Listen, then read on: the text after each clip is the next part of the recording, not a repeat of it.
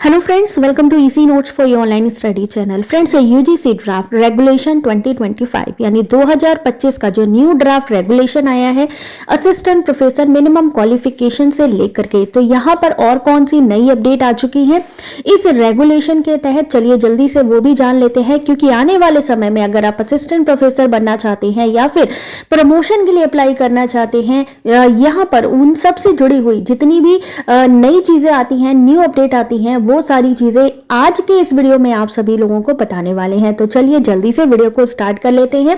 पहली चीज, candidate can be teacher in any subject, किसी भी सब्जेक्ट में आप टीचिंग कर सकते हैं if they qualify with NET SET, अगर आप नेट या सेट क्वालिफाई हैं, even if it is a different from their under graduate और पोस्ट ग्रेजुएट स्टडीज, यानी अगर आपने उस सब्जेक्ट से अंडर ग्रेजुएट या पोस्ट ग्रेजुएशन नहीं भी किया है, अगर आप नेट सेट क्वालिफाई हैं तो आप किसी भी सब्जेक्ट को पढ़ा सकते हैं। पीएचडी का जो सब्जेक्ट होगा वही आपका मेन स्पेशलाइज सब्जेक्ट माना जाएगा। हालांकि उससे पहले आपने कोई भी स्टडी करी हो, कोई भी आपने सब्जेक्ट से स्टडी करी हो, पीएचडी के लिए जो भी आप सब्जेक्ट चूज करेंगे वो मान्य होगा। लेकिन अगर आप सिर्फ नेट और सेट भी कर लेते हैं तो भी आप किसी भी सब्जेक्ट में टीचिंग कर सकते हैं। बहुत अच्छी अपडेट है ये। दूसरी चीज है कि इंडियन लैंग्वेजेस को प्रमोट किया जाएगा। किसके लिए? पब्लिकेशन के लिए, आपकी publication of books, book chapters, academic degrees के लिए। यानी कि अब ये मानकर चलिए कि जो हिंदी मीडियम वाले कैंडिडेट हैं, जो ऑलवेज परेशान होते थे कि हर जगह पे इंग्लिश को ज्यादा जो वैल्यू दी जाती है और इंडियन लैंग्वेजेस जिसमें आपकी हिंदी भी आती है और लैंग्वेजेस भी आती हैं, उनको प्रेफरेंस नहीं मिलती। बट अब यहाँ पर ये जो यूजीसी का जो ड्राफ्ट आया है रेगुलेशन 2025, इसमें इंडियन लैंग्वेजेस को भी प्रमोट किया जाएगा, यानी आप इंडियन लैंग्वेजेस में भी इन सब चीजों को कर सकते हैं। तो ये चीज यूजीसी के नए रेगुलेशन के तहत। उसके अलावा चलिए एक बारी जरा ध्यान से देखिएगा। पहली चीज तो यही हो गई, किसी भी सब्जेक्ट में आप नेट सेट अगर आप क्वालिफाई हैं तो किसी भी सब्जेक्ट में आप लोग पढ़ा सकते हैं, अगर आप उसमें पोस्ट ग्रेजुएट या अंडर ग्रेजुएट नहीं है तभी भी।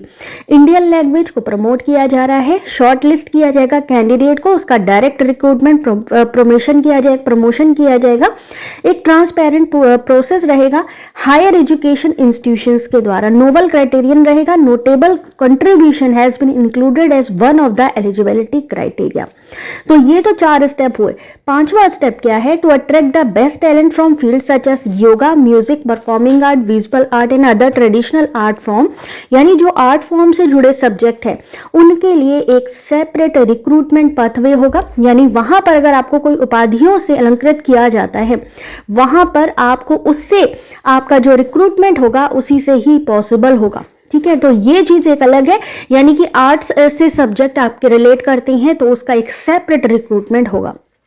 स्पोर्ट पर्सन के कोटा में आप अगर डिसेबिलिटी से रिलेटेड हैं तो आपको अपॉर्चुनिटी मिलेगी टीचिंग प्रोफेशन में, यानी अब वो भी यहाँ पर टीचिंग प्रोफेशन में आ सकते हैं। वाइस चांसलर का जो सिलेक्शन होगा ट्रांसपेरेंट होगा, इफेक्टिव होगा, और साथ ही उसके लिए भी यहाँ पर एक क्राइटेरिया है कि अब कोई टीचिंग एक्सपीरियंस की ज़रूरत नहीं है वाइस चांसलर के लिए। तो ये कुछ चीज़ें अच्छी हैं जो आपकी एग्ज़ाम से रिलेटेड, जो आपकी जो है आने वाले असिस्टेंट प्रोफेसर एग्ज़ाम से रिलेटेड है। अगर आप मिनिमम क्राइटेरिया चेक करते हैं या जो नई चीज़ें अपडेट हुई हैं वो उनसे जुड़ी हुई।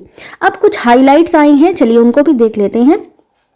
UGC draft guideline on the standard of a teacher and academic staff. अगर आप टीचर और एकेडमिक स्टाफ में जा रहे हैं हायर एजुकेशन इंस्टीट्यूट में, तो जैसे आप जानते हैं कि 3 कैटेगरी होती है जेआरएफ, नेट, पीएचडी की एग्जाम देने के लिए, वैसे ही अब कैडर रेशियो भी बनाया गया है। यानी टीचिंग पोस्ट में सबसे पहले assistant professor, associate professor, professor, एक पिरामिड होगा, आगे बढ़ता जाएगा प्रमोशन लेवल पे। याद रखिए, नेट सेट के बाद अगर आप मान लीजिए आपको प्रमोशन लेना है, आप असिस्टेंट प्रोफेसर लग जाते हैं, तो आपको प्रमोशन के लिए पीएचडी क्वालिफाई होना जरूरी होगा। दूसरी चीज प्रोबेशन, मान लीजिए स्टार्टिंग की बात करें तो यहाँ पर प्रोविजन का जो टाइम रहेगा, तो न्यू टीचर जो रहेगा उसका मिनिमम प्रोविजन पीरियड जो रहेगा 1 ईयर का रहेगा, जो कि एक्सटेंडेबल होगा 2 ईयर्स का।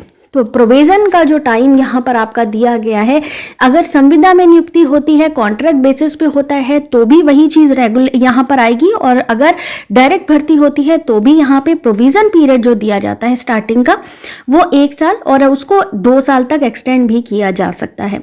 उसके अलावा 15 वीक यानी यहाँ पर जो हायर एजुकेशन इंस्टीट्यूट है उसमें अगर आप पढ़ाना चाहते हैं तो वहाँ पर आपको 15 वीक यानी 15 वीक यानी पर सेमेस्टर 15 वीक्स आपको पढ़ाना ज़रूरी होगा।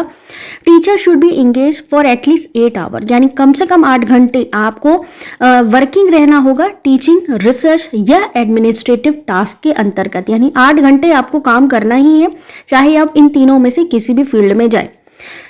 Up to 30 days of duty leave can be granted for activities, यानी 30 दिन की ड्यूटी के बाद ही आपको परमिशन मिलेगी लीव की, आप चाहे कॉन्फ्रेंस अटेंड करना हो, वर्कशॉप करना हो या रिसर्च प्रोजेक्ट का। तो अगर आने वाले समय में अगर आप जो है यहाँ पर असिस्टेंट प्रोफेसर के लिए ट्राई कर रहे हैं तो इन सब चीज़ों का ध्यान रखें, और कोई भी क्वेरी हो तो कमेंट करके पूछ सकते हैं।